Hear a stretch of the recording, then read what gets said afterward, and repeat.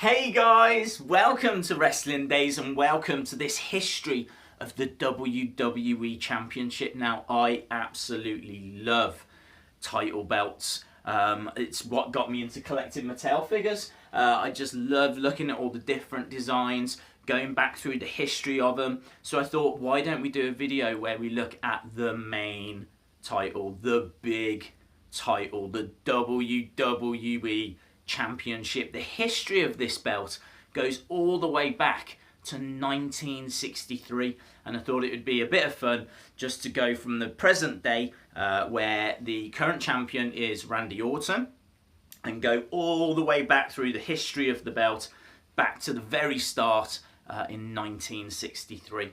So at the moment there are two main titles in WWE. On Monday Night Raw, you've got the Universal Championship. That came into life in 2016, but has no history before that. And then on SmackDown Live, you've got the WWE Championship, and it's this title that we can trace back to 1963. So I can tell you that there have been 49 different champions to date. The most reigns is John Cena with 13. The first champion in 1963 was Buddy Rogers.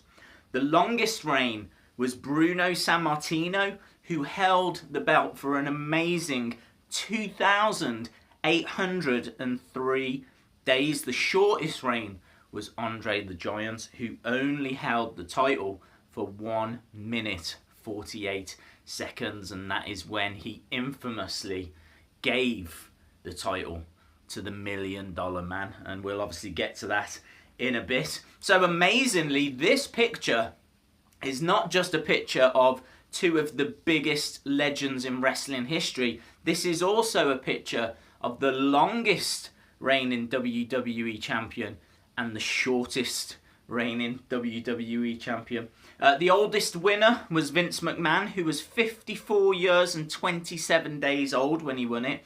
And the youngest winner of the WWE Championship was Brock Lesnar, who was 25 years and 44 days old when he won it. I believe Randy Orton was even younger than that when he won the World Heavyweight Championship, but that title no longer exists. So Brock Lesnar is still the youngest WWE champion. So, as I say, we can trace this lineage back to 1963. So this current design was introduced in 2014 and was an update of a title that had been revealed the year before by The Rock. That title had like a scratch WWE logo, and it had the word champion along the bottom of it. I very much associate that belt with The Rock, but also with Daniel Bryan. That belt was made by Orange County Choppers, and it was the first world title to have customizable side plates for wrestlers, and you can see Daniel Bryan with the version of this title at WrestleMania 30. That title had replaced the spinner belt, which had been introduced by John Cena in 2005. There were a few different versions of the spinner belt. One had SmackDown side plates, another had Raw side plates, and then there's another one that has a black swish under the WWE logo, and this was the title that Edge won and turned into the Rated R spinner belt. That spinner title was around for quite a while, and it had replaced the first WWE title, which is also known as the Undisputed title. Now, this belt was introduced because at the time WWE had merged the WCW World Heavyweight Championship and the WWE Championship. It was revealed by Ric Flair, and it was given to the champion at that point, which was Triple H. Now, Triple H actually loses the belt to Hollywood Hulk Hogan, and it's during this time that WWF changes its name to WWE. So Hulk Hogan is the last WWF champion, and I suppose the first WWE champion as well. Now, before the whole confusion of undisputed championships and WWF changing its name to WWE, things were a bit simpler. And between 1998 to 2002, we had what was known as the Big Eagle. Now, this title was introduced the night after WrestleMania 14 in 1998 and was carried predominantly by Attitude Era stars. It really is seen as the Attitude Era belt, and that's why when I think of it, I think of Mr. McMahon, and I think of Stone Cold Steve Austin. Stone Cold actually, without Vince's knowledge, went and got a new belt designed, and this was the much loved Smoking Skull belt. So Austin used to carry this belt around. Vince really didn't like it. I don't think he hated the design of the belt, more the fact that Austin had gone off and made his own championship. So he said that he couldn't carry it anymore, but fan response was so overwhelming that Vince had to back down, and they actually ended up doing this whole storyline around the Smoking Skull Championship. The Big Eagle was introduced in 1998 and was a replacement for what is pretty much regarded as the greatest championship of all time, or certainly the nicest looking, the most aesthetically pleasing. I am, of course, talking about a title that you would see very regular on this channel, the Winged Eagle Championship. Now, the Winged Eagle Championship was introduced during the infamous main event match between Hulk Hogan and Andre the Giant. Now, this was a TV show, a TV wrestling show. It was held on a Friday, which is why it was called the main event and not Saturday night's main event. And it was a rematch from their classic WrestleMania 3 encounter. It was for the title, and it is still, I believe I'm right in saying, the most watched wrestling show in TV history. This show drew 33 million viewers. And what's even more amazing than that for me is that I've actually just recently gone back and watched it, and they do an interview with Hulk Hogan just before the match, and you can see that Hogan has the Hogan 86 belt when he's cutting his promo and doing his interview.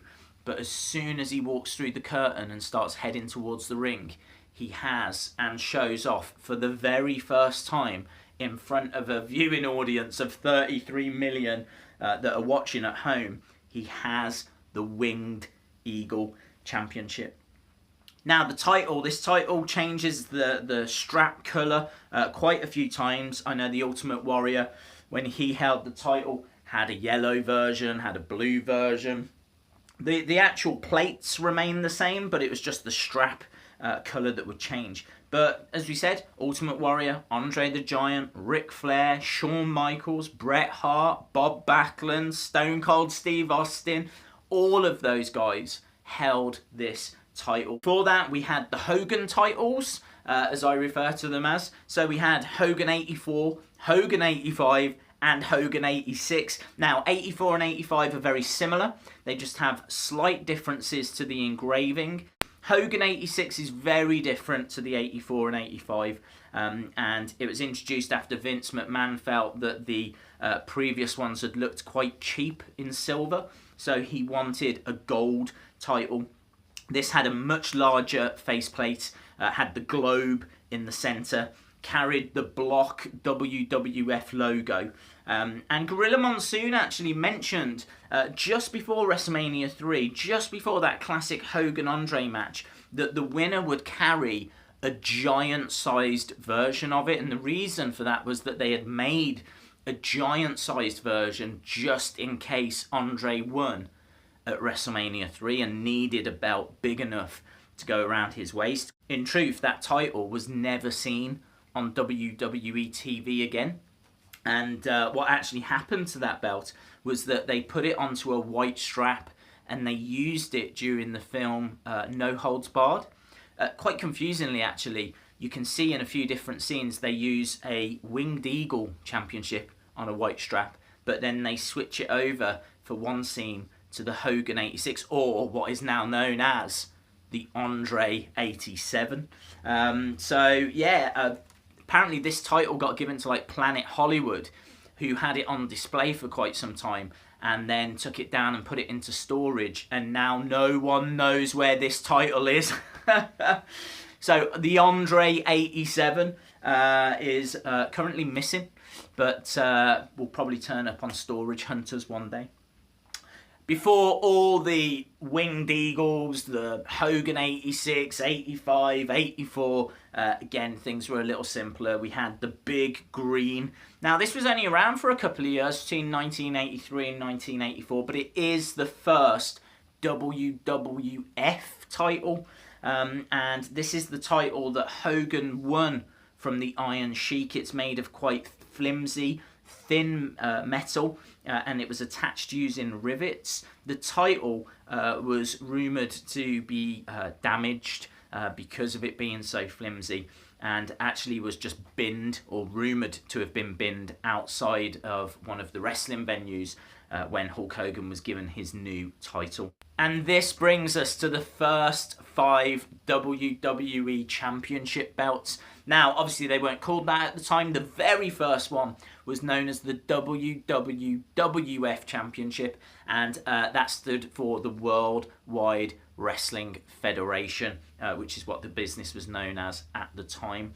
This was won by Buddy Rogers, who is the first WWE champion, and it was won in 1963 in a tournament in Rio de Janeiro. He doesn't hold on to the title very long. He loses it to Bruno Sammartino, and Bruno obviously carries the Bruno belt, if you will, from 1963 to 1971. And in fact, when they gave Bruno the honour of him having his own statue, it is that 1963 to 1971 belt that has been kind of engraved onto that statue for him. Pedro Morales has a couple of titles. There's one here you can see from 1971 to 1972, and there's another belt here, 1972 to 1973. And then really this is, you know, the championship of the 70s, this next one. This is what was just before the Big Green belt, and this ran from 1973 to 1983. There's a few other titles in there that were kind of variations, but either not used or weren't really that great of a variation. You've got like the Brahma Bull belt, which images were seen, but it was never used as an official title. The Miz spinner belt was just the spinner belt with the W fixed into place. And yeah, you know, you have slight other variations. I know Hulk Hogan had a variation. We've obviously spoke about the Andre 87 as well. So there's an awful lot of history behind the WWE Championship. But for me, you know, it is such a colourful history. It does go all the way back to 1963. It is part of some just historic moments. I mean, that whole episode around Hogan and Andre is just absolutely fascinating. I would urge that you go back, watch that match, and if nothing else, it's just brilliant to see the one title in the promo interview, and then when Hogan walks out, he's got the Winged Eagle. It's a different belt. So I hope you enjoyed this anyway. I've certainly enjoyed going through the history of it. As I said, I absolutely love the title belts. If you like the video, please give it a like. I really would appreciate it. I'd love to know your thoughts as well, your memories of the WWE Championship. What was your favourite version? What kind of moments do you remember from the history of that title? Drop it in the comments below. If you haven't subscribed yet, again, really would appreciate it if you could. And I think that's everything. So hopefully I'll see you again next time. Bye for now.